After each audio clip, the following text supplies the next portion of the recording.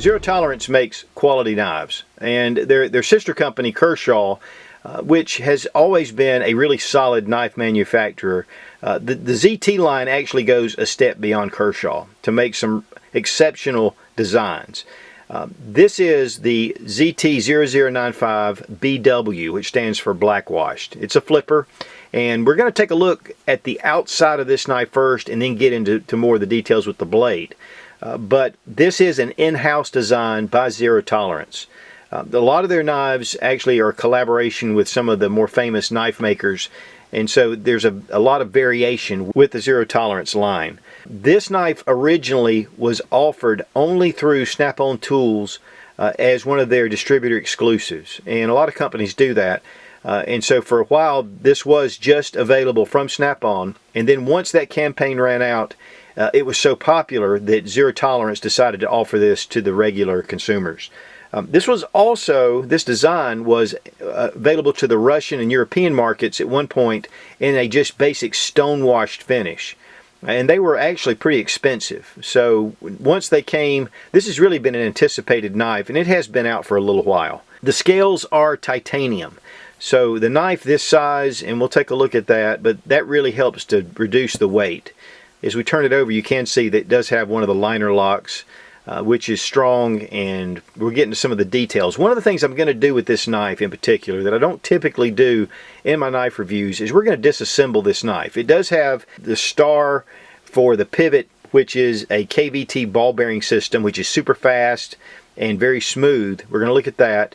Also with the barrel spacer, and look at how the knife is locked up. The clip itself is a stainless steel clip.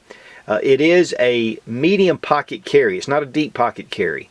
And so it's going to stick out just a little above your pocket, which makes it easier to pull out of your pocket, but it's also easier to lose. And that is a point. Now, you're able to change this from one side to the other for ambidextrous, but you can't put it on the other side, and it is a tip-up carry only. It does protrude a little bit out, so it's more of a medium pocket carry, but easier to grab. And look how quick that deploys. There's a chance this can get snagged. Getting a tip, that really brings that out fast. One hand close, can be done without too much trouble. Good stuff. There are some aftermarket pocket clips that'll make this deep carry. So if you really prefer the deep carry, those are going to be available. And I think some of the ZT pocket clips can also be used on here to be able to switch that out if that is your preferred choice. There is a barrel spacer right here, but otherwise the knife is completely open all the way to the pivot. So it has a very clean, open design, which, this will allow for things to get in there, but it also makes it really easy to keep clean. Now, to me, one of the biggest appeals of this knife is how ergonomic it is. And one of the things you'll notice is that as I put it in my hand here, it actually fits into the hand, and it's the way it's designed. Especially when you get a hold of the flipper, it just actually folds into your hand. Super fast ball bearing system. The KVT system is super fast. The flipper comes out here, and then it deploys, and then you have it as part of your guard. So when I'm bringing my fingers here, I'm not actually touching the serrations. I'm actually touching this part where the knife comes down, where the scales come down. So it gives you a really good solid lock, and you can see how the fingers just come around. To me, it's one of the best points of this knife is how ergonomic it is. Just slides in the hand, and the pocket clip actually fits right across at the crease of your knuckles, so it's not really uncomfortable. It just fits there naturally. Taking it in another direction with this way, I can put my thumb on the back here of this hilt and then use it for whatever I want to. One of the things too, this does come to a point, so it is good for a pommel and can be used as a non-lethal self-defense option. But of course, one of the most important aspects of any knife is the blade steel. And this is the S35 VN steel. It is a stainless steel. It's very consistent steel, and it's fairly easy to sharp, but it really keeps an edge. A very high quality steel. Now, one of the things you're going to notice is how thin the blade is, and that's going to make it excellent for slicing. This, to me, except for the size, makes an excellent EDC knife, and even for the size. At a weight of 5.3 ounces, it's fairly light to have such a large overall length. It's just under 8.5 inches at 8.4 inches. The blade is 3.6 inches and closed 4.9 inches. So it is a fairly large knife, which to me can be used for more of a self-defense option more effectively than a smaller knife. And because the blade comes out so smooth, I mean, it is a very smooth action. One of the things to note is the jimping on the flipper. It is fairly aggressive, and when you grab hold of it, you know that you have it right in your finger. And again, it just slides right out. Now it does appear again right down here, but again, if this really rides up, if you're really getting a really strong grip on this, you're going to ride onto the jimping. But really, the way this thing comes out, the scales come out, it really stops your hand from going too far. The blade is a modified drop point blade. It is what they consider the harpoon because it has this little area right here that comes down. This nice swedged area right here, and then it comes out into a tip, which actually this tip is pretty strong, except really toward the tip it gets pretty thin. The harpoon area right here, even though there's no jimping, this gives you a natural place to put your thumb if you really want to bear down on this blade. It's pretty much a flat grind except for this area right in here. And the belly has a really nice belly to it. Again, this is a great knife for slicing and really for piercing. Now right here we have the liner lock, and of course this keeps the blade open. Very easy to find because there are some recessed areas right here to be able to get your thumb in there and to open it up. It does have a stainless steel reinforced lock that actually extends past the titanium scales. This is going to be much stronger than the titanium. We're going to take a real serious look at that when we break this knife down though, and I think it'll be good to see how this really works. As far as the retention, you've got pretty much free fall right here, and then when it gets right about here, snaps right into place. See if I can do that again. But again, a very smooth action. And this little set screw locks in that little over travel bar on the stainless. So this also works not only as a lock, but it also works as an over travel bar, which again we'll look at in just a minute. We're going to disassemble the knife, and we need a couple of the little star wrenches, the T9 size. Now we're going to have to go with one in each side to hold it together, otherwise it'll spin. Now we're just going to turn it. Here we have one side coming out, and now we're going to take out our barrel spacer.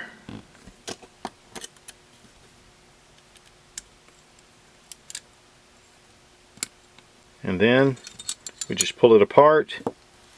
As you can see, the KVT ball bearing system, and here we have the other. Be careful, this is your stop right here and it will come out, so just be careful with that. And then here we have it broken down. It's pretty simple. I don't really like to take a lot of knives apart because of the ball bearing systems, if it does have it, because sometimes they're not captured. So before you do, make sure that you know what you're doing.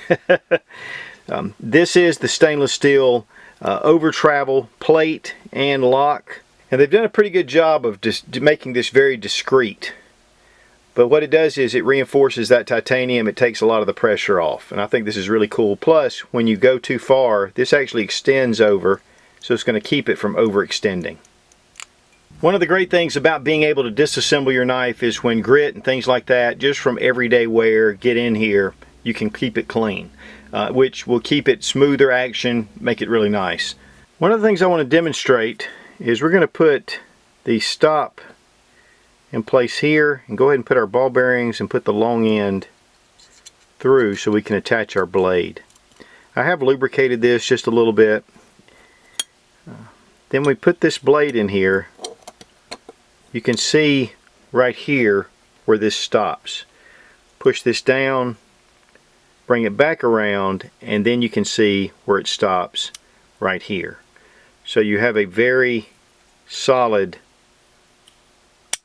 lockup right there. Just a little bit of an insight on how this really works.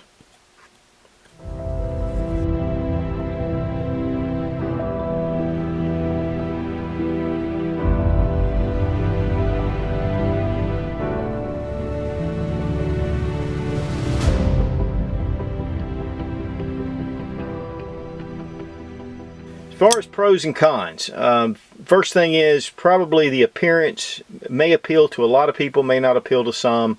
It does have that kind of a rough, you know, kind of road warrior type look to it. And but to me, it's very appealing. I think the finish is going to wear very nicely.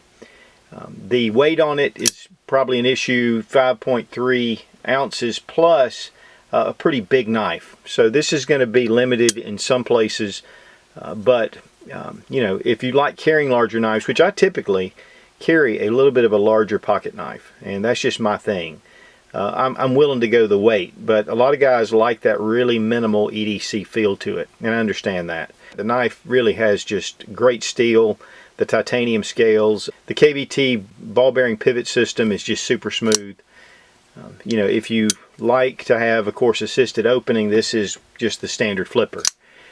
But really, I guess the biggest con to some people would be the price, but you get what you pay for. Here we have the zero tolerance box, Go Bold, and then here on the other side, a real beast. And we have the Going Gear price tag. And as you can see, $220. These are not super inexpensive. The MSRP is $275.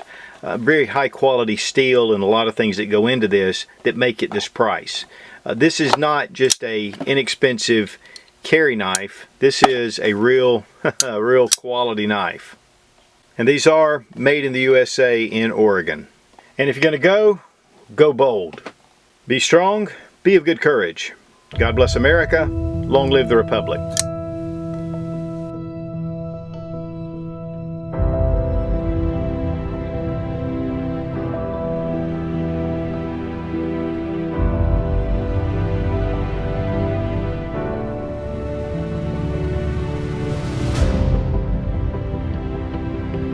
One of the things they have in here is what is that?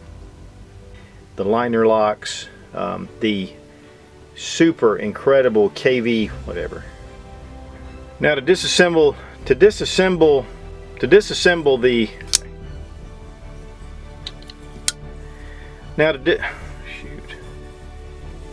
the star wrenches or T wrenches.